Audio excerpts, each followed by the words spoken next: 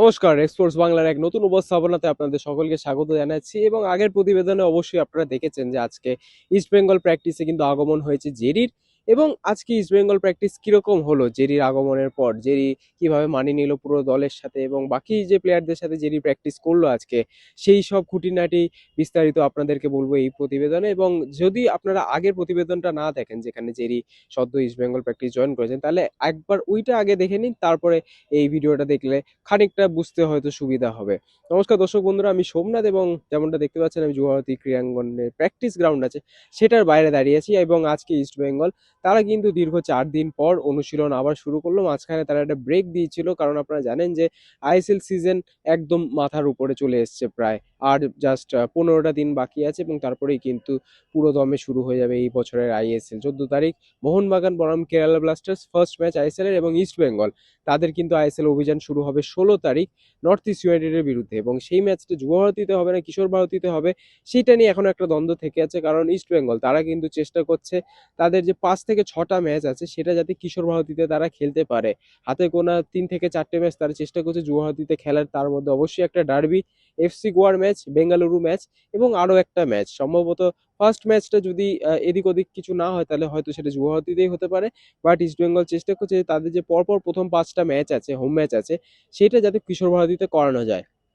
তো সেইটার কথা তো অবশ্যই বললাম। এবং সেই 16 তারিখের ম্যাচ ঘিরেই কিন্তু ইস্ট বেঙ্গলের এই প্র্যাকটিস এবং যে ব্রেক, 4 দিনের ব্রেকের কথাটা বলছিলাম, সেই ব্রেকটা দেওয়া হয়েছে কারণ 16 তারিখের পর কিন্তু একদম মার্চের 21 তারিখ অবধি টানা খেলতে হবে ইস্ট বেঙ্গলের এই দলটাকে। অর্থাৎ জাস্ট 4-5 দিন অন্তর অন্তরই কিন্তু ম্যাচ, কখনো 5 দিন কখনো 7 দিন করে করে কিন্তু পরপর পরপর ম্যাচ এখানে আছে।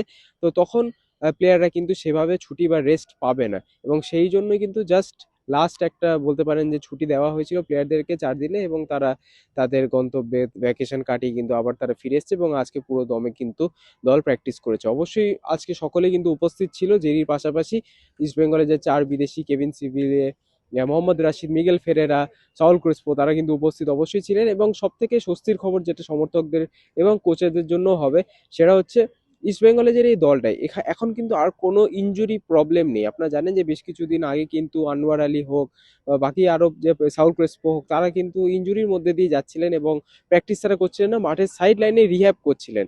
বাট এখন কিন্তু ইস্ট বেঙ্গল টিমটাকে পুরো দমে একদম ফিট লাগছে। আনোয়ার আলী, সাউল ক্রেসপো সবাই কিন্তু পুরো দমে অনুশীলন করছে।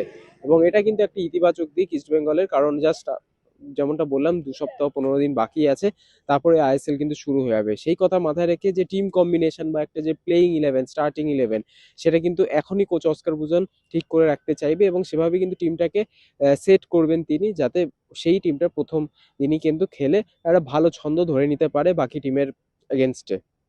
কিন্তু এবং আজকে যদি অনুশীলনের কথা বলি, আজকে অনুশীলনে কি হলো, তাহলে অবশ্যই প্রথমে জেরিকে সবাই স্বাগত জানালো, এটা তো অবশ্যই একটা দিক আছে। কিন্তু তারপরে সবাই যখন জেরির সাথে দেখা হলো, জেরি মাঠে নামলো, তারপরে কিন্তু ইস্ট বেঙ্গলের যে পুরো দল তারা রানিং এর মধ্যে দিয়ে বা ফিটনেসের মধ্যে দিয়ে কিন্তু কিছুটা গেল খানিকটা, বেশ 20 থেকে 30 মিনিট কিন্তু তারা রানিং করেছে। কারণ আগেন আপনারা জানেন 4 দিন পর কিন্তু অনুশীলন হয়েছে, যেহেতু রানিংটা জরুরি, না হলে একটা ফ্যাটিক হয়ে যায়। সেখান থেকে রানিং আধ ঘন্টা চলার পর কিন্তু প্লেয়াররা পুরোপুরি চলে গেল গোল করার অনুশীলনের দিকে। সেখানে তারা গোল করলো।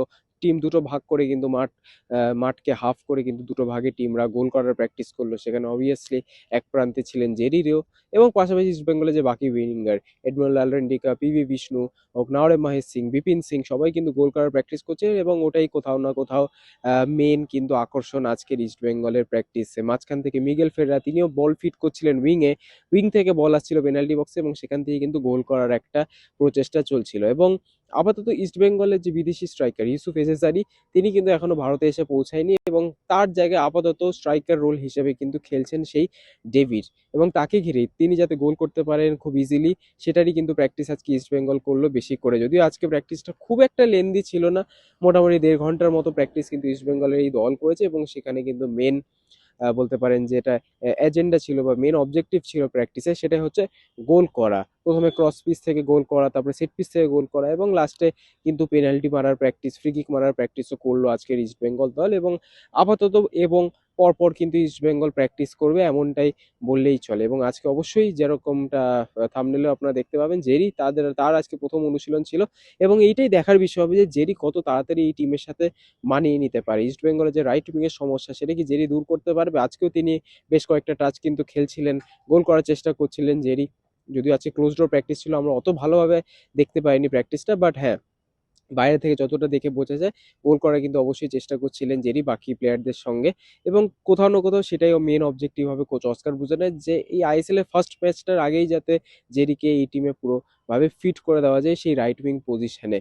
এবং জেরি কিভাবে খেলে সেই রাইট উইং পজিশনে, নতুন রোলে কিভাবে খেলে, কলকাতার আবহাওয়া, ইস্ট বেঙ্গলের এই নতুন টিম কিভাবে জেরি মানিয়ে নেবে, সেটাই কিন্তু এখন দেখার বিষয় হবে। তো আজকের প্র্যাকটিস থেকে এতটাই বেশি কিছু হয়নি একটা, কিন্তু আজকের মেন আকর্ষণ অবশ্যই এই জেরি মাওয়াইয়া। দেখা যাক জেরি, এবং জেরির একটা ইন্টারেস্টিং ফ্যাক্টর যদি আপনাদেরকে বলি, বিগত যেসব সিজন গেছে জেরি খেলেছে উড়িষ্যা থেকে, আপনারা জানেন দীর্ঘ 4 বছর কিন্তু তিনি উড়িষ্যাতে ছিলেন এবং সেই উড়িষ্যা টিমে কখনো বেঞ্চে হোক, কখনো পুরো 90 মিনিট হোক, বেশ উপর নিচ করে কিন্তু জেরির কেরিয়ারটা গেছে উড়িষ্যাতে। এবং সেখানে কিন্তু একটা কথা বলতেই হচ্ছে, জেরি যখনই ইস্ট বেঙ্গলের এগেনস্টে নামতো আইএসএল তখনই কিন্তু জেরি গোল করতো। এবং এবার জেরির কিন্তু পালা ইস্ট বেঙ্গলের জার্সি পরে অপোনেন্টের এগেনস্টে গোল দেওয়া, সেটা কত জেরি ভালোভাবে করতে পারে সেটা কিন্তু দেখার বিষয় হবে। তো আজকের প্র্যাকটিস থেকে এতটাই, বেশি কিছু সেরকম ভাবে বলার নেই। এবং অসংখ্য ধন্যবাদ আপনাদের এই আজকের ভিডিওটা দেখার জন্য। আমরা চেষ্টা করব আইএসএল এর আগে সমস্ত ইস্ট বেঙ্গল মোহনবাগানের প্র্যাকটিস নিয়ে আপনাদেরকে আপডেট দিতে। এবং চ্যানেলে যদি অবশ্যই আপনারা নতুন হন তাহলে সাবস্ক্রাইবের বাটনটা ক্লিক করে দেবেন, এবং ভিডিওটা যদি ভালো হয় তাহলে অবশ্যই একটা লাইক করে দেবেন। আপনাদের সাথে দেখা হবে অবশ্যই পরবর্তী ভিডিওতে। ততদিনে ভালো থাকবেন, সুস্থ থাকবেন এবং নমস্কার।